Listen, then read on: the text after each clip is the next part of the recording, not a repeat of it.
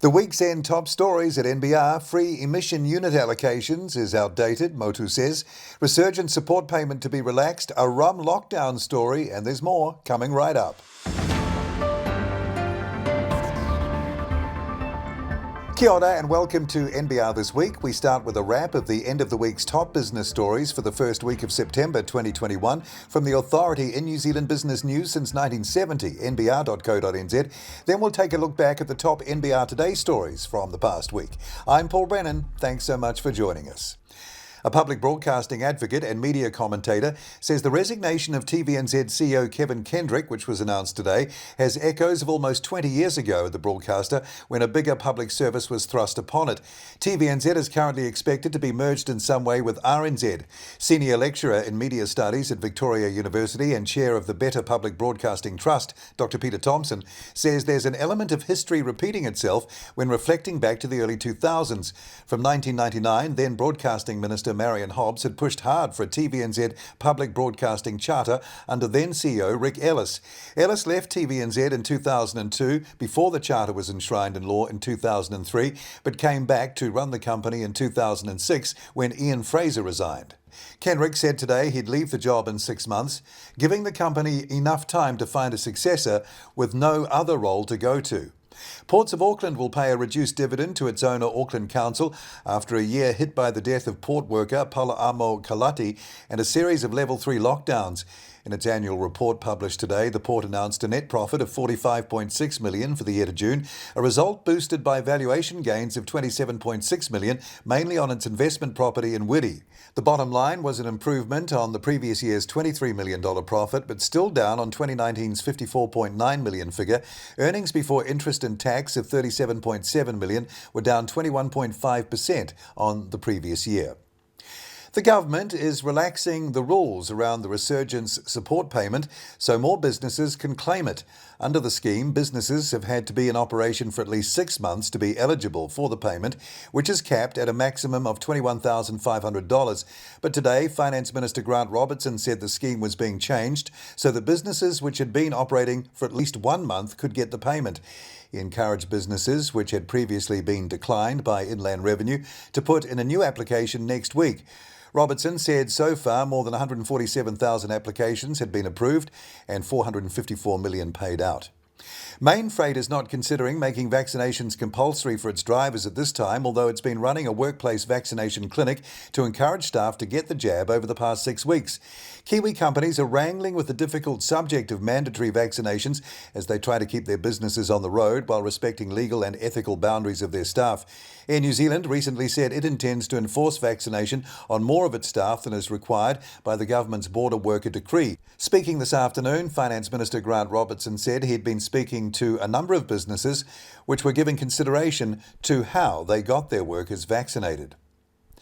Auckland Council and Government are splitting the bill for a $12 million City Rail Link hardship fund for businesses affected by construction of the $4.4 billion project. The move, hinted at last week, follows protests by shop owners and other tenants who claim disruptions have caused a financial and emotional toll on them. The City Rail Link is in the 5th year of construction. Auckland Mayor Phil Goff and Transport Minister Michael Wood said in a joint statement today the fund will distribute cash over the next 2 years, with payments backdated to February 1st, 2021. The government also expects landlords to step up with rent relief measures.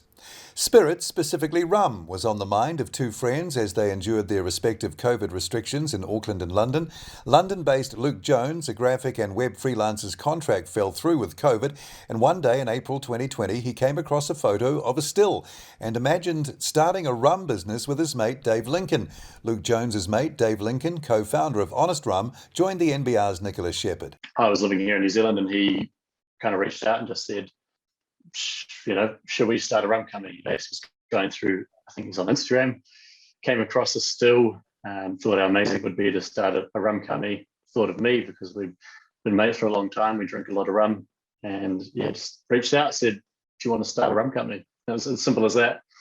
I basically sort of laughed it off, said, "Yep, why not?" And then we sort of both went our separate ways, not really talking about it too much. And then 2 weeks later, I went back with a kind of paragraph page of how we could actually launch. Honest Rum co-founder Dave Lincoln with Nicholas Shepherd there. Those are our top stories as we head into the weekend, the full versions of which, along with all our breaking business news, columns and opinion, are at nbr.co.nz right now. You're watching NBR This Week, a brief look back now at the week's top stories from our daily NBR Today program. On Monday, a compliance system failure at Jarden. Jarden has been publicly censured and will pay a $40,000 penalty following a number of compliance system failures. A determination from the NZ Markets Disciplinary Tribunal, an independent body that determines whether NZX rules have been breached following referrals to it by listed markets regulator NZ Regco, said today Jarden had breached its fundamental obligations as an NZX trading participant. That was in relation to trading in main freight shares, which saw the company's share price fall 9.8% over a 40-minute period in mid-2020. It's NBR This Week, the week's top stories from our daily video business news bulletin NBR Today. From Tuesday, where Kiwi Bank thinks the Kiwi dollar is heading. Kiwi Bank Chief Economist Jared Kerr is predicting an undervalued Kiwi dollar could break the 75 cents mark against the US dollar by the end of this year, as the Reserve Bank starts hiking interest rates ahead of its central bank counterparts. Basically, the Kiwi flyer is back to where we were before the lockdown was announced. If the Reserve Bank hikes as expected in October and again in November, the Kiwi should end the year higher and closer to 75 to 77 cents, Kerr said. New Zealand's widening interest rate differentials in the Kiwi's favour and near record terms of trade had Kiwi Bank placing fair value closer to 75 cents. This is NBR This Week, the past week's top 5 business stories from NBR Today. From Wednesday, goodbye to toilet paper brands. The country's stock of supermarket toilet paper is coming under pressure, not because of COVID-related panic buying, but because 2 suppliers with roughly a third of the consumer market between them have decided to withdraw from New Zealand supermarkets as their margins are too small. US-based Kimberly-Clark is understood to have given notice some 3 or 4 months ago that it would be pulling Australian-made Kleenex toilet paper from local supermarkets, where it had a roughly 7% consumer market share. A more recent withdrawal from the local market has also been signalled by Australia's ABC Tissue, suppliers of Quilton toilet paper, and its green brand Earthcare, which currently commanded roughly a quarter of all toilet paper sales within Countdown Supermarket. It's NBR This Week, the top business stories from our daily video news bulletin NBR Today. From Thursday, PayPal founder lodges Wanaka resource consent application. US venture capitalist and New Zealand citizen Peter Thiel has lodged a resource consent application for a luxury lodge and owner's pod at his 193-hectare Lake Wanaka landholding. Thiel, who bought the land at Damper Bay on the Mount Aspiring Road for $13.5 million in 2015, has co-founded several businesses, including online payments company PayPal and cybersecurity specialist Palantir Technologies. The application by his company Second Star proposes a luxury lodge for up to 24 guests and separate owners' accommodation for 6. The lodge's 15 staff will not live on site. This is NBR This Week. Now we're up to Friday's top story. Free emission unit allocations to industrial emitters is outdated, complicates New Zealand's 2050 climate change target and poses other problems, according to a paper by Motu Research. The report follows this week's auction of domestic carbon units, where the government's war chest failed to keep prices in line.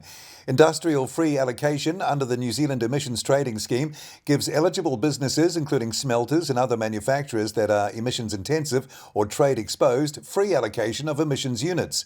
Co-author Catherine Leaning said the emissions intensity test for eligible firms was based on Australian industrial settings from the early 2000s and a coal-driven Australian electricity emission factor, and called for a Kiwi-centric approach instead.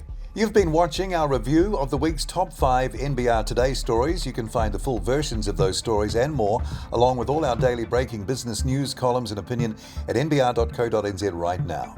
Saturday at NBR, in Fact or Fiction, Brent Edwards and Grant Walker talk about ongoing National Party disunity and a virtual parliament, while on Monday, Shoeshine looks at the future of Fisher funds. I'm Paul Brennan. Thanks for watching NBR This Week. Have a great weekend. I look forward to being with you again from Monday on NBR Today.